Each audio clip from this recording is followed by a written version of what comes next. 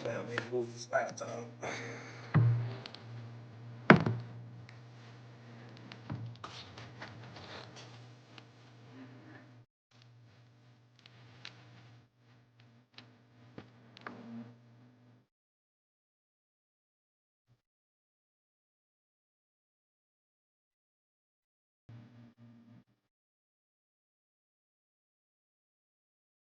All right, shalom, fam. I forgot my mic.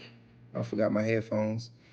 So if you can hear me, just give me a one, just so I could make sure I'm not wasting my time just by like talking.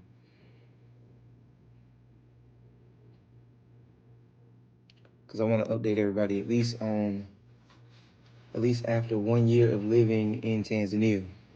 All right, thank you, Sharice. I appreciate that. Shalom.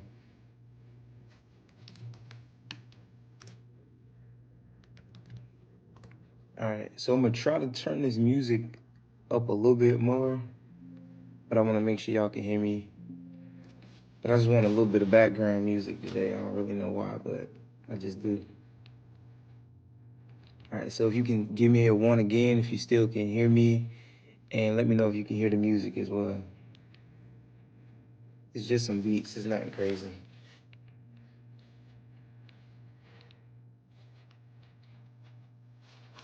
All right, I feel like I got my camera positioned okay. All right, let me see.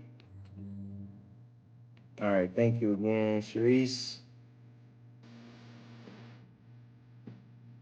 All right, without wasting too much time, I just want to come to you with a few things that I typed up this morning because it's been on my mind to kind of give an update on things that we have learned, some of the most important things we learned about moving abroad and definitely living in another country.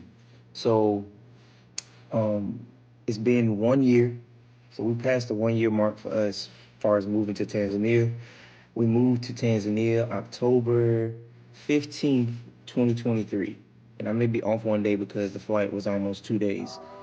So it was October 15th, 2023. So now we are in November. It's November 20th, 2024. So I first traveled to Tanzania in April 2023.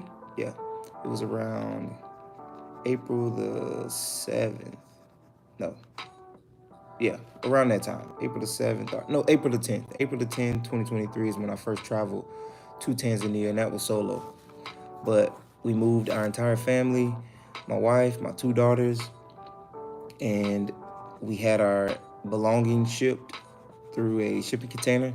So if you haven't seen that video, you can go back to the old videos and watch the shipping container story. So if you plan to move, my recommendation is to leave everything unless you have a clearing agent or a shipping container company that you know that's really, really good. So let me see.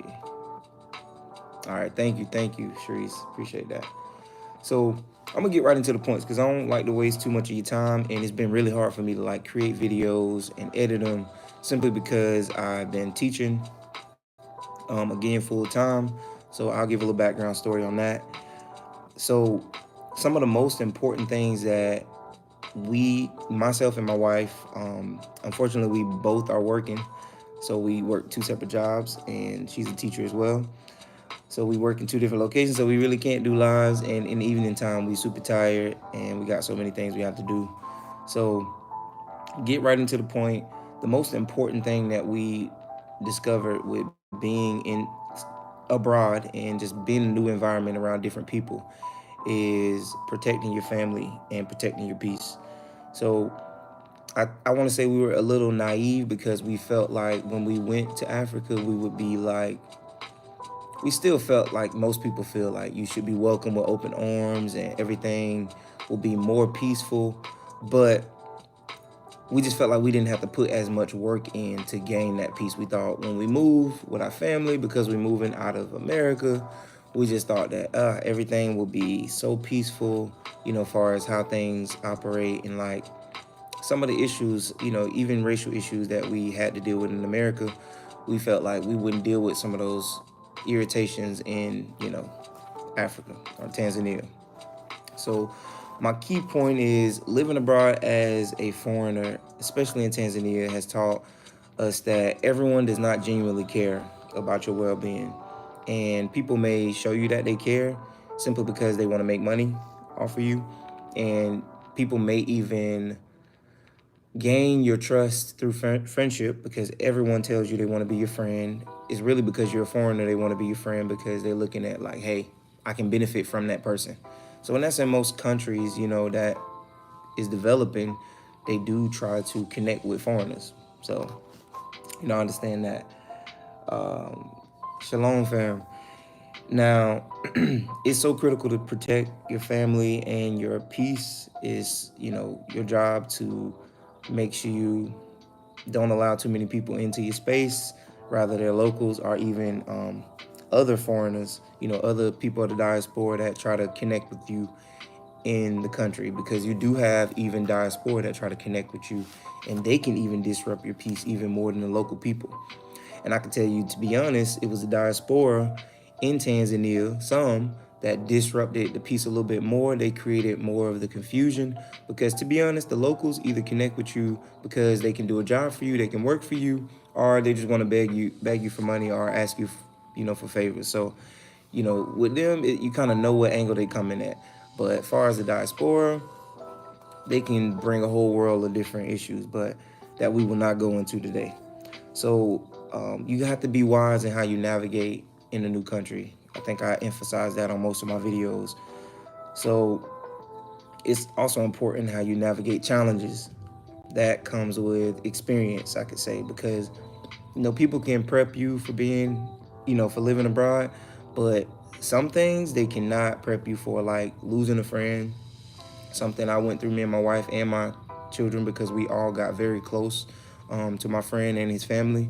So that was extremely hard. He wasn't just somebody who worked for us. I saw him as a friend, because he was like the first local person who never like asked me for additional money more. He never did that. And he was super humble. So even though he was Muslim, he was super humble. He had respect for me and my family. I mean, I think he would go above and beyond for my family. He even went above and beyond, because without him, the first 5 months would have been even worse. But so I'm gonna come with some scripture. Y'all already know I got to. So Proverbs 4:23. Above all else, guard your heart, for everything flows through it. So we know this verse emphasizes on protecting your inner peace and being discerning. So you have to discern when a situation is not for you. Most of you may know, if you follow this channel, you know that I was attacked, digitally, not physically. The first 2 months we arrived in Tanzania, we, had a hit video made about me and a bank transaction that we made. And because we required this diaspora to sign a document or agreement to do what he said he would do with the money, him and his family. Make a long story short, the bank account that we were sending the money to was closed, but the communication wasn't good. So no one communicated clearly what was going on with the bank.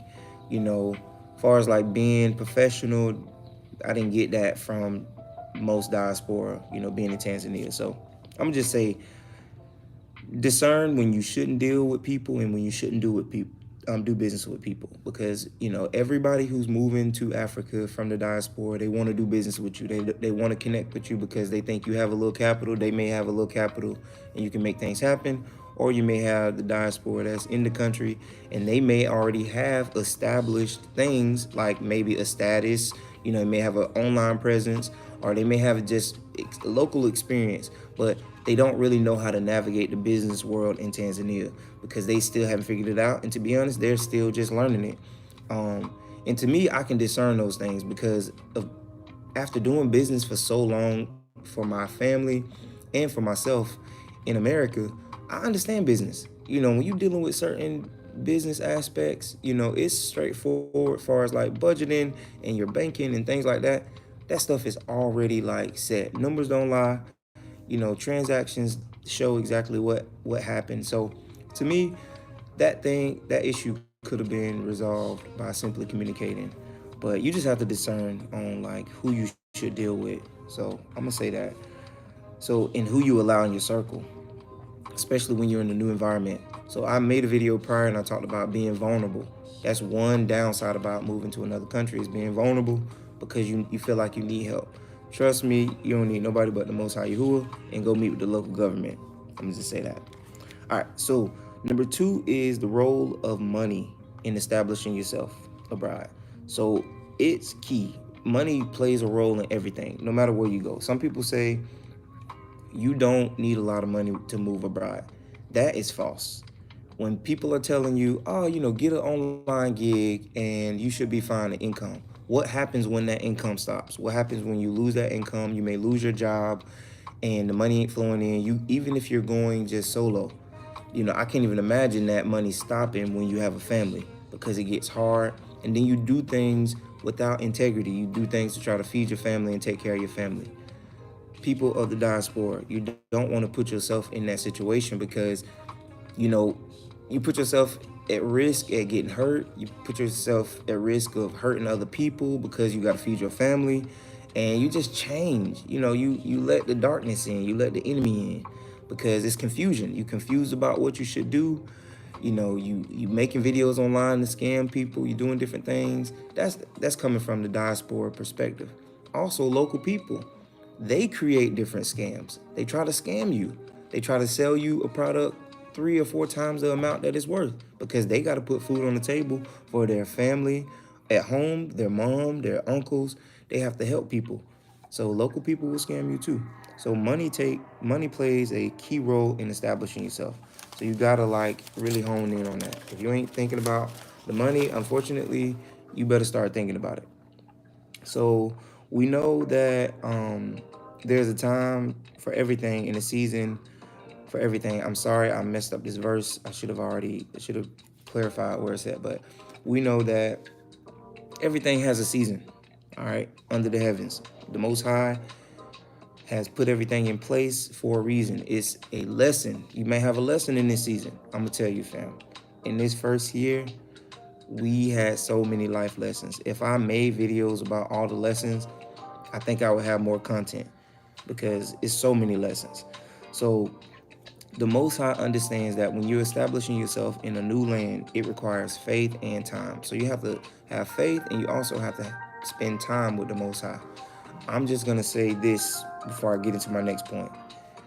When you're moving abroad, you have to do it in stages. You cannot just jump into a new country, without resources and without the Most High.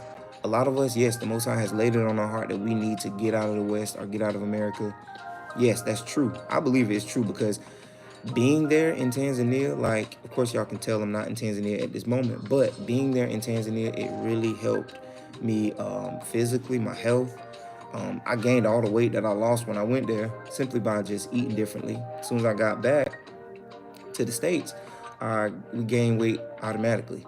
So I guarantee you, when I get back in a few weeks, I'm gonna drop weight right away simply because the food in Tanzania is completely different. So, dang, my time be going by so fast. I don't understand. All right, so number three is building a reliable group for support and guidance.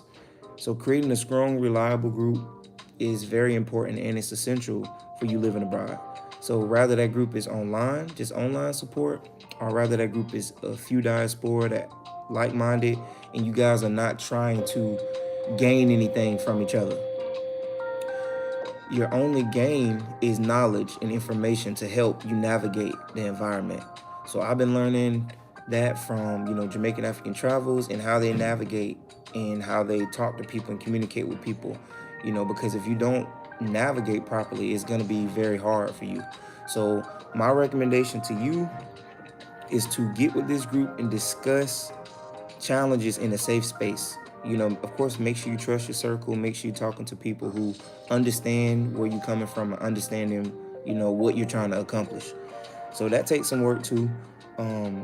It's important to try to prepare for scams, miscommunications, and legal issues and land disputes. That stuff just comes with, having a lawyer, having somebody who's knowledgeable about purchasing land. They know about different scams, They know what you need to communicate to government to get your permits, to get your family established. You know, you got to talk to people. So I think a lot of talking needs to happen before the diaspora completely moves back, especially for people who's trying to move to Tanzania. So fam, I'm gonna end with this verse. I'll go live again a little bit later. Proverbs 15 and 22. Plans fail for lack of counsel, but with many advisors they succeed. We already know the importance of having wise counsel and building yourself abroad. So you have to have wise counsel. You have to talk to people. You have to be, intentional about what you're doing.